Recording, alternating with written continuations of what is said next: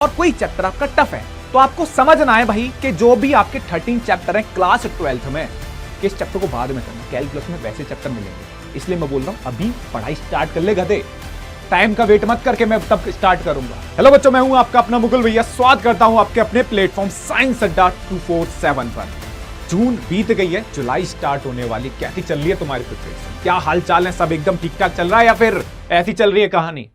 पूछो भाई, खुद से पूछो। अगर ऐसी ही चल रही है तो भैया उस चीज को सुधार लो। अगर एक महीना और गलती से आपका ऐसे निकल गया ना, चीजें आपके हाथ से बाहर निकल जाएंगी। ठीक है, फिर वही बात आती है एक टाइम के बाद कि भैया हमें मोस्ट इंपोर्टेंट क्वेश्चन बता दो, फिर उसके बाद भैया और मोस्ट इंपोर्टेंट क्वेश्चन बता दो। तो वो सिचुएशन आपकी ना आए भाई इस साल। ठीक है, इस साल मतलब 11th भी तो करी होगी ना। 11th में अगर आपने झांकी लगाई होगी तो समझ जाना, जो 11th में गलती करी है वो 12th में मत करना। ठीक है, तो भाई साहब मैथमेटिक्स ना एक प्रैक्टिस वाला सब्जेक्ट है, क्योंकि जितनी आप मैथमेटिक्स में प्रैक्टिस कर लोगे उतने ही उस सब्जेक्ट को आप बहुत अच्छे से ले जाओगे। ठीक है, तो मैं आपको एक बहुत ही अच्छी स्ट्रेटेजी बताने वाला हूं। जुलाई से लेकर फेब तक क्या क्या आपको फॉलो करना है, क्या क्या स्टडी मटेरियल फॉलो करना है, वो बिल्कुल एकदम स्टडी प्लान में आपको बताने वाला हूं। और आप ना उसे बिल्कुल स्टेप वाइज फॉलो करो, और वो बिल्कुल प्रैक्टिकल होगा। ऐसे नहीं कि भैया ने एक दिन बना के ले आया, ऐसा नहीं। आइडियल नहीं है, प्रैक्टिकल है। ठीक है, और मैं 100% बोल सकता हूं भैया उस स्टडी प्लान से तू 95 प्लस बहुत बहुत आराम से ले आएगा। लेकिन 95 प्लस आराम से तो ले आओगे, लेकिन उसके लिए मेहनत भी करनी पड़ेगी मेरे भाई, है ना। आपको डेली बहुत सारे नंबर ऑफ क्वेश्चन का एनकाउंटर करना पड़ेगा। एनकाउंटर, हाँ भैया, ठीक है, जूझना पड़ेगा, स्ट्रगल करना पड़ेगा क्वेश्चंस के साथ। वो उस वे में आराम की नहीं कह रहा भाई मैं, लेकिन प्लान जो है ना वो एकदम ड्रास्टिक और खतरनाक वाला बिल्कुल बदल देगा। देखो भाई, मैं आपसे कहूं, पहला, अगर आपको एनसीईआरटी को ढंग से, मतलब जो आपका मैथमेटिक्स का जो सिलेबस है उसे पहले ब्रेक डाउन करना है। आपको पता होना चाहिए कि भैया हमारे, देखो ये मोटी मोटी बात है, आपको पता है कि एनसीईआरटी में 2 बुकें हैं भाई, क्लास 12th मैथमेटिक्स में 13 चैप्टर्स हैं, ये भी अच्छी बात है। लेकिन इससे सबसे इंपॉर्टेंट बात यह होती है कि हर एक चैप्टर का जो वेटेज है ना बोर्ड एग्जाम में वो सेम नहीं है, और हर एक चैप्टर का जो टफनेस लेवल है वो भी सेम नहीं है। उसमें भी वेरिएशन होता है कि कोई चैप्टर आसान है और कोई चैप्टर आपका टफ है। तो आपको समझना है भाई कि जो भी आपके 13 चैप्टर हैं क्लास 12th में, उनमें कौन कौन आसान है, कौन डिफिकल्ट है। तो अभी से आप, जुलाई स्टार्ट होने वाली है, अभी से एकदम प्लानिंग करके चलो। ठीक है, कि भैया इस चैप्टर को हम इतना टाइम देंगे, और ये वाला पहले एकदम माइंड सेट कर लो। ठीक है, कि हाँ भैया ये चैप्टर है। अगर आपको अपने एनिमी के बारे में पता है कि इस एनिमी से कैसे टैकल करना है, तो आप समझो आधी जंग जीत गए। ठीक है, अगर यही नहीं पता कि भाई ये कैसा है, वही समझो कि आप हार गए भाई, है, वहां आपका दुश्मन जीत जाएगा। वही सब्जेक्ट के साथ होता है भाई। मैथ्स बड़ा इंटरेस्टिंग सब्जेक्ट है, और मैं उसे इतने इंटरेस्टिंग वे में पढ़ाता हूं और इतने इंटरेस्टिंग वे में समझाता हूं कि आपकी सारी चीजें बहुत अच्छे से समझ में आ जाएंगी। देखो, ये आपके 13 चैप्टर्स हैं, वो अच्छी सी बात है। ठीक है, अगर मैं थोड़ा अगर टफनेस लेवल की बात करूं तो देखो हमारे पास 13 है भैया। पहला चैप्टर होता है आपका रिलेशन एंड फंक्शन, दूसरा है आपका इनवर्स ट्रिग्नोमेट्रिक फंक्शन। पहले इजी चैप्टर्स की बात कर लेता हूं, और जिनका वेटेज भी ठीक ठाक है भाई।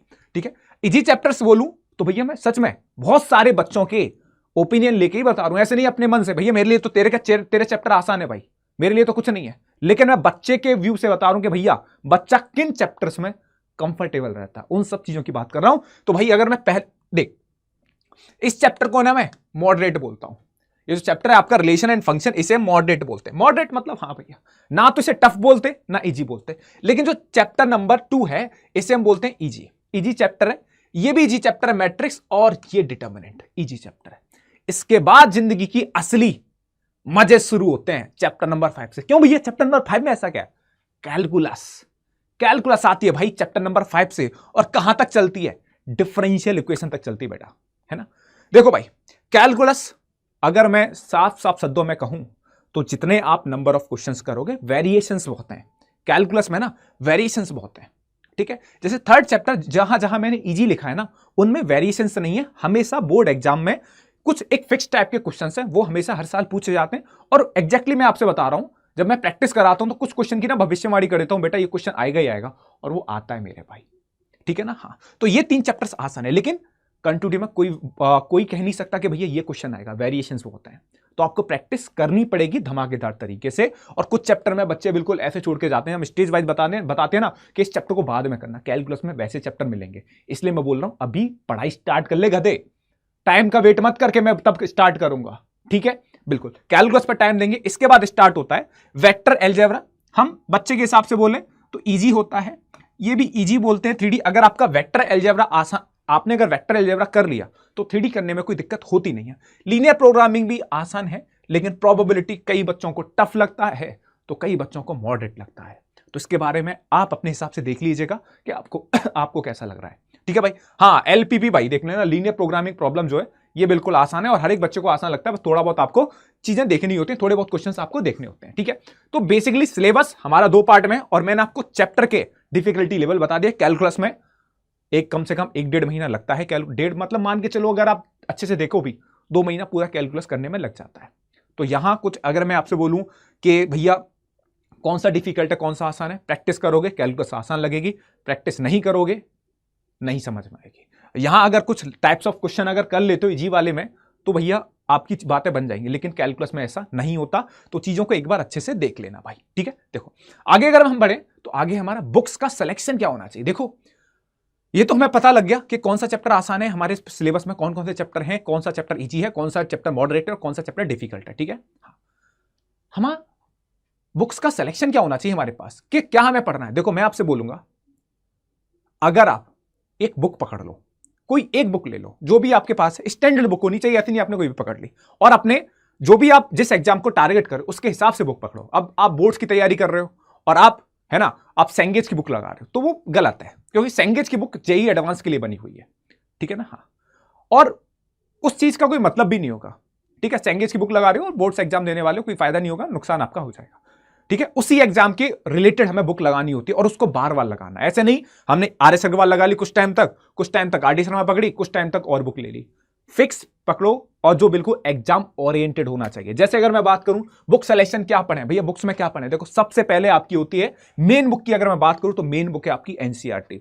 2 पार्ट हैं, हर एक क्वेश्चन आपको इन डेप्थ होना चाहिए, हर एक मतलब आप अभी से कोशिश करो कि लास्ट में जाते जाते आपका हर एक क्वेश्चन टिप्स पे हो जाना चाहिए भाई, टिप्स पे। ऐसा नहीं कि भैया हाँ ये ठीक है ऐसे ऐसे, हाँ ऐसे ऐसे करना, ऐसे नहीं होता भाई, ऐसा कुछ भी नहीं होगा, फंस जाएगा, ठीक है। NCERT पहला अपना जो बेसिक टारगेट होता है वो होता है NCERT को पकड़ में करो पहले, ठीक है। NCERT पकड़ में आ रही है, ठीक है। जैसे आपने कोई चैप्टर उठाया, चैप्टर नंबर 3 उठाया, मैट्रिक्स उठाया, ठीक है, मैट्रिक्स की प्रैक्टिस चल रही है NCERT से, उसके पैरेलल आप RD शर्मा उठा लीजिए, कोई एक बुक उठाओ, आप अपने पोटेंशियल के हिसाब से बुक उठाओ कि आप में पोटेंशियल है ज्यादा प्रैक्टिस करने का, तो उसी के हिसाब से बुक उठाओ। अगर आपको लग रहा है कि भैया मैं इतनी प्रैक्टिस नहीं कर पाऊंगा तो आप RS अग्रवाल ले सकते हो, ठीक है। अगर आपको लग रहा है कि हाँ भैया मैं NCERT के साथ साथ अपनी RD शर्मा पकड़ कर सकता हूं तो बिल्कुल कर लो, क्योंकि RD शर्मा में कोई नंबर ऑफ क्वेश्चंस बहुत हैं और साथ के साथ आपको ऑब्जेक्टिव क्वेश्चन का भी मसाला मिल जाता बाद में, है ना। हाँ, तो RD शर्मा लेना और RD शर्मा को बार बार करना, क्योंकि यहां पर वेराइटीज मिल जाएगी और इससे बाहर कुछ आएगा नहीं। अब बोलोगे भैया RD शर्मा में तो बहुत क्वेश्चन है, भाई क्वेश्चन तो है, क्योंकि टारगेट अपना 95+ का है। मैंने तो इसे कहा भी था कि 0 से 60 के बीच में जितनी मेहनत लगती है ना उससे डबल मेहनत 60 से 80 के बीच में लग जाती है 20 नंबर के गैप में। तो भाई स्ट्रगल तो है ना, और तू बहुत कुछ सीखने के लिए तुझको मिलेगा, 100% मैं बोल रहा हूं। NCERT से नहीं बनते बेटा हर एक क्वेश्चन, मैं तेरे को ऐसे बहुत सारे कंसेप्ट बता सकता हूं जो बोर्ड एग्जाम्स में आते हैं बट NCERT में नहीं है। तो ये बात अच्छे से ध्यान रख ले, पूरा सिलेबस कभी भी तेरे को मैथमेटिक्स का NCERT से नहीं मिलेगा, ये ध्यान रख ले। तू PYQ उठा के देख ले, बहुत सारे कंसेप्ट हैं जो नहीं आए हैं बोर्ड एग्जाम्स में जो NCERT में नहीं है। तो इस चीज का ध्यान रखते हुए चलना है मेरे भाई, RD शर्मा लगाइए और बस एक ही बुक फॉलो करनी है, बस आपको RD एंड RD। इसके अलावा कोई और अदर बुक फॉलो मत करना। बाकी आपके PYQ होते हैं वो एसेंशियल पार्ट होते हैं हमारा प्रैक्टिस के लिए, मैं कह रहा हूं। NCERT एग्जाम्पलर की अगर हम बात करें, बहुत सारे बच्चों के दिमाग में आती है NCERT एग्जाम्पलर, अगर आपने RD शर्मा कर ली तो आप समझिए NCERT एग्जाम्पलर आप कर लोगे, ठीक है ना। NCERT एग्जाम्पलर बिल्कुल है आपके एग्जाम ओरिएंटेड, ठीक है, उसमें बिल्कुल टिप टू टिप सवाल मिलते हैं, ठीक है। हम NCERT एग्जाम्पलर की भी बात करेंगे कब लगानी है, लेकिन पहले आप NCERT फॉलो करो, उसके बाद आप RD शर्मा लगाना स्टार्ट करो, ठीक है। आगे अगर चलें बेटा, बुक्स का हमारा हो गया। देखो अब है टाइम टेबल। टाइम क्या होना चाहिए, देखो टाइम टेबल, अगर आप एक दिन पहले जैसे आप सोने जा रहे हो, है ना, नेक्स्ट डे आपको मतलब पढ़ाई करनी है, तो अगर आप अगर आप जैसे आज सोने जा रहे हो, अगर आप सोने से पहले अगले दिन का टाइम टेबल बना लो तो आपको पूरे दिन खराब होने से बचा लेता है। वो 10 मिनट जहां पर आप टाइम टेबल बनाओगे, टाइम टेबल बनाओ, टाइम शेड्यूल बनाओ, आप कल क्या करने वाले हो, पूरा दिन बचा लेंगे। वो 10 मिनट आपके जहां जिस टाइम आपने टाइम टेबल बनाया है, ठीक है ना, बिल्कुल। तो जो मैं आपको टाइम टेबल देने वाला हूं, जो कि मैंने बोला भी था, जुलाई से लेकर कब तक भाई, फरवरी तक, और है ना, और जो महीने हमारे पास इन्हें डिवाइड करेंगे कि कैसे हमें, जो महीने हमारे पास 6-7 महीने जो हैं, इनमें कैसे हमें अच्छे से चीजें करनी है। तो भाई जुलाई से लेकर अक्टूबर तक 4 महीने, जुलाई अगस्त सितंबर अक्टूबर, 4 महीने मेरे भाई तगड़े तरीके से एनसीईआरटी पढ़नी है और आरडी शर्मा करनी है। बस प्रैक्टिस प्रैक्टिस प्रैक्टिस। अभी एग्जाम बिल्कुल सोचेंगे नहीं, सोचना, अभी जो हमारा जो माइंड के जो थॉट होने चाहिए, ठीक है, माइंड जो चलना चाहिए वो प्रैक्टिस पे चलना चाहिए। एनसीईआरटी कर रहे हैं, आरडी शर्मा कर रहे हैं, कोई चैप्टर उठाया उसकी एनसीईआरटी करी, आरडी शर्मा करी, एनसीईआरटी करी, आरडी करी, बस। बाद में करेंगे सैंपल पेपर। भैया सैंपल पेपर अभी नहीं उठाते, बहुत तेरे बोल देते सैंपल पेपर उठा के देख लेना, बाड़े में गए सैंपल पेपर। अभी करेंगे प्रैक्टिस, इस बात को ढंग से देख ले। जुलाई अक्टूबर से पहले सब गया तेल लेने भाई, सब समेट लेंगे, प्रैक्टिस हो गई ना, क्या सैंपल पेपर क्या वो सब समेट में पकड़ में आ जाएगा। लेकिन उससे पहले कुछ नहीं, अभी हमारे पास है, वो भी करने के लिए टाइम हमने बचा के रखा है भाई। नवंबर दिसंबर में आता है, क्योंकि हमारा सिलेबस खत्म हो चुका है, 4 महीने में हो जाएगा, बिल्कुल हो जाएगा। पढ़ाई करनी पड़ेगी तगड़े तरीके से भाई, ऐसा नहीं कि हाँ एक दिन पढ़ लिए, ना ना ना मेरे भैया ना, ये गड़बड़ी नहीं करनी, ठीक है। नवंबर से दिसंबर बिल्कुल क्या करना है, रिवीजन, जो पढ़ के आए ना उसका रिवीजन भी तो जरूरी होता है, रिवीजन करना है।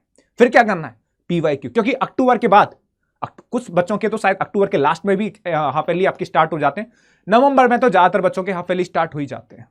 रिवीजन करोगे, ठीक है, सैंपल पेपर लगाओगे, सैंपल पेपर, हाँ, और सैंपल पेपर लगाने की भी टेक्निक है आपके लिए, और बहुत सारी वीडियो मैं लेके आऊंगा। लेकिन सैंपल पेपर इस टाइम पीरियड में नहीं लगाना, सैंपल पेपर आपको इस टाइम पीरियड में लगाना होगा, एक या दो थोड़ा सा आपको आइडिया देने के लिए, ठीक है ना। हाँ, अब ये 2 महीने आपको फुल रिवीजन करना है, पीवाईक्यू करने हैं और सैंपल पेपर लगाने हैं, ठीक है। 3-4 दिन के बाद आपने सैंपल पेपर लगा लिए, लेकिन ये काम आपको नवंबर से दिसंबर के बीच में करना है, और 2 महीने हमारे पास बहुत होते हैं भाई। फुल रिवीजन करना है जो आपने इन 4 महीने में पढ़ा है, और क्या करना है, पीवाईक्यू, जो कि बहुत इंपॉर्टेंट कंसेप्ट बताते हैं आपको कि भैया आपके लास्ट ईयर में कैसे कैसे क्वेश्चंस आए हैं। अगला आता है सबसे क्रूशियल टाइम, जनवरी फरवरी में तो पेपर स्टार्ट हो ही जाते हैं, फिर भी फरवरी में कुछ दिन तो बचते हैं जहां हम जंग लड़ सकें, ठीक है। क्या करना है, 3 rounds of revision, 3 rounds of revision, फटाफट रिवीजन करना होता है। जितना आप अच्छे तरीके से रिवीजन करोगे उतने अच्छे तरीके से फॉर्मूलाज आपके दिमाग में जाएंगे, उतनी चीजें जो आप एरर कर रहे होंगे, सिली एरर कर रहे होंगे, वो सब यहां पर आप हटा पाओगे। पेपर सॉल्विंग टेक्निक्स, जो भी आपके बोर्ड्स एग्जाम होते हैं वो कैसे सॉल्व करे जाते हैं, उनकी टेक्निक क्या होती है, सब यहां बताई जाएंगी। कैसे भैया, हम कैसे सीखेंगे, मैं हूं ना आपके साथ, आपके लिए स्टेप बाय स्टेप चीजें लेके आऊंगा। ये तो प्रॉपर आपको एक प्लान बना के दे रहा हूं, अभी तो रॉ चीजें स्टार्ट होंगी भाई, जुलाई से तो भी तू स्टार्ट करेगा। क्या मैं ऐसे एक वीडियो में चला जाऊंगा क्या, ना भैया, हर हफ्ते बाद तेरे से मिलने आया करूंगा कि क्या स्टेटस चल रहा भाई तेरा, और मैं तुझे यह भी बताऊंगा कि तू मुझे कैसे मेरे को अप्रोच कर सकता है। बिल्कुल 1 to 1 अपनी बात चलेगी भाई, बात 100% मेरे भाई। इन सबको फॉलो तो कर तू, कहीं कोई दिक्कत है तो भैया तेरे साथ खड़े हुए हैं, तुझे बिल्कुल उंगली से पकड़ के उठा दूंगा भाई। दौड़ तो तू खुद लेगा, लेकिन गिरेगा भी तू कई बार, ये बात ध्यान रख ले। और मैं तुझे गिरने का पूरा अवसर भी दूंगा, क्योंकि जब तू गिरेगा, तू गिरने के बाद गलतियों से सीखेगा, ठीक है भाई। तो ये 3 राउंड्स ऑफ रिवीजन होता है, क्योंकि यहां तक बहुत सारी चीजें हो चुकी हैं, बस रिवीजन करना है और पेपर सॉल्व करना है, ठीक है ना। हाँ, और अगर मैं आपसे बोलूं कि भैया बच्चों के बहुत सारे क्वेश्चंस होते हैं, ठीक है, कि भैया हम एक दिन में मैथमेटिक्स कितना पढ़ें, तो मैं कहूंगा देखो यार, हमें डेली पढ़ना है, ठीक है ना। और कम से कम मैं बोलूंगा मैथमेटिक्स जैसे सब्जेक्ट को यार 2 घंटे तो पढ़ो डेली का यार, 2 घंटे तो पढ़ो। और 2 घंटे आप नहीं भी पढ़ोगे तो अब बचे 2 घंटे, भैया 2 घंटे में, भैया 2 घंटे एटलीस्ट आपको पढ़ना पड़ेगा। 2 घंटे से बोले भैया 1 घंटे में कुछ नहीं हो पाता भाई, 1 घंटे में यहां लिख रखा है मैंने, एटलीस्ट बोला है 1.5 आवर तो भाई पढ़ना ही है तेरे को। मैक्स तो कितना भी बढ़ा दे, क्या फर्क पड़ रहा है, 1.5 से लेके जा जितनी तेरी इच्छा है, बाकी सब्जेक्ट को भी ध्यान में रखना है, ठीक है भाई, बिल्कुल।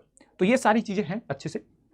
दूसरा अगर मैं बात करूं, ठीक है, चैप्टर वाइज अप्रोच कैसे पढ़ना है, भैया देखो ये सब चीज मैं बताई सकूं। एनसीईआरटी एग्जाम्पल्स, एनसीईआरटी के जो एग्जाम्पल्स हैं वो भी तेरे को करनी, क्योंकि एनसीईआरटी करनी है भाई। एक्सरसाइज क्वेश्चन वो तो सॉल्व करनी है, ठीक है, इसमें कुछ ज्यादा नया है नहीं। आरडी शर्मा या एक्स्ट्रा प्रैक्टिस वही है, आरडी शर्मा फॉलो करनी है, बस इसको अच्छे से देख ले।